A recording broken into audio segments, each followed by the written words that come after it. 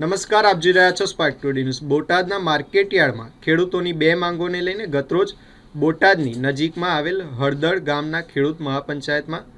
કિસાન નેતા રાજુ કરપડા સાથે હજારો ખેડૂતો ભેગા થયા હતા, જેમાં ભાજપ સરકારના ઇશારે પોલીસ દ્વારા ખેડૂતો પર લાઠીચાર્જ કરવામાં આવ્યો તો ખેડૂતોને ડરાવવામાં આવ્યા હતા, તેમના પર અત્યાચારો કરવામાં આવ્યા હતા, જેથી આજરોજ ચીકદા તાલુકાના કરતળ ગામ ખાતે ધારાસભ્ય શ્રી ચૈતર વસાવા તથા આમ આદમી પાર્ટીના આગેવાનોએ હાથે કાળી પટ્ટી બાંધી કાળો દિવસ મનાવી અને તાનાશાહીનો વિરોધ કરવામાં આવ્યો હતો। બોટાદના માર્કેટ યાર્ડમાં ખેડૂત એટલે કે જગતનો તાત જે આપણને અન્ન પૂરું પાડે છે, ત્યાં માર્કેટ યાર્ડના બે માંગને લઈને એ લોકો રજૂઆત કરવા માટે ગયા। એક બાજુ સરકારે જાહેરાત કરી કે સરકાર ટેકાના ભાવ 1622 રૂપિયા કપાસ એક મણના કપાસના આપશે અને 1200-1250 રૂપિયા વેપારીઓ આપીને જ્યારે લૂંટ કરતા હોય એ જ પ્રકારે મગફળી, મકાઈ જેવી બાબતોની રજૂઆત કરવા માટે જ્યારે ખેડૂતો માર્કેટ યાર્ડમાં ભેગા થયા અને ચેરમેનને ખાલી બે માંગણી કરી, ત્યારે આ બે માંગણીનું નિવારણ લાવવાની જગ્યાએ, એનું સમાધાન કરવાની જગ્યાએ ખેડૂત આગેવાન રાજુ કરપડાને પણ ધરપકડ કરી લેવામાં આવી। અને એનાથી પણ વધારે દુઃખદ બાબત, ગતરોજ હળદળ ગામમાં, જે બોટાદથી 3 કિલોમીટર હળદળ ગામ છે, તે હળદળ ગામમાં જ્યારે ખેડૂતો એક પંચાયત બોલાવી કે ભાઈ આપણે હવે આગળ શું કરી શકાય,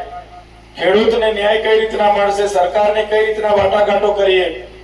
આવી સામાન્ય બાબતમાં ખેડૂતોએ બધા ભેગા થયા। ત્યારે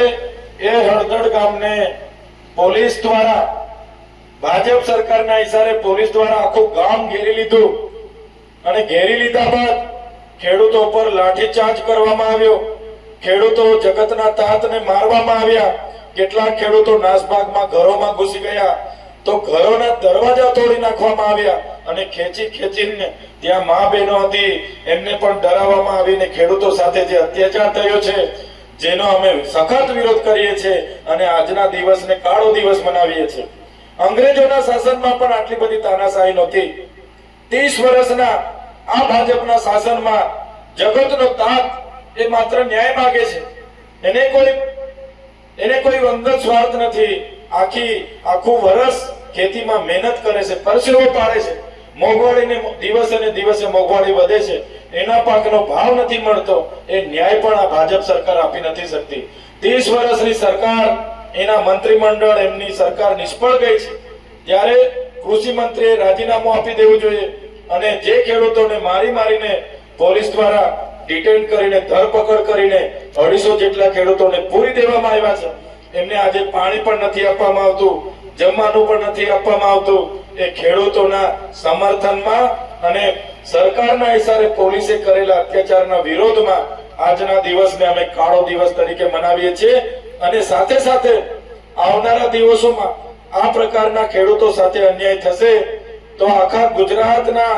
જેટલી પણ એપીએમસી માર્કેટ યાર્ડો છે એમાં ખેડૂતોને સાથે રાખીને ખૂબ મોટા આંદોલનો પણ થશે અને બોટાદના ખેડૂતો સાથે સમગ્ર ગુજરાતના ખેડૂતો છે, હળદળના જે પણ બનાવ બન્યો છે એ બનાવની વિરોધમાં એ લોકોને ન્યાય અપાવવા માટે આવનારા દિવસોમાં માનવ અધિકાર પંચમાં પણ અમે જઈશું। આમ આદમી પાર્ટી અરવિંદ કેજરીવાલજી ની આગેવાનીમાં સમગ્ર ગુજરાતના ખેડૂતો સાથે અમે છે અને જે પણ પોલીસ અધિકારીઓ અમાનવીય વ્યવહાર કર્યો છે એના પર કડકમાં કડક આવનારા દિવસોમાં કાયદેસરની કાર્યવાહી થાય, અમારા ખેડૂતને ન્યાય મળે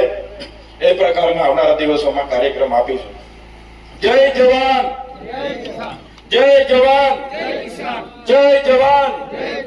જય જવાન, ધન્યવાદ।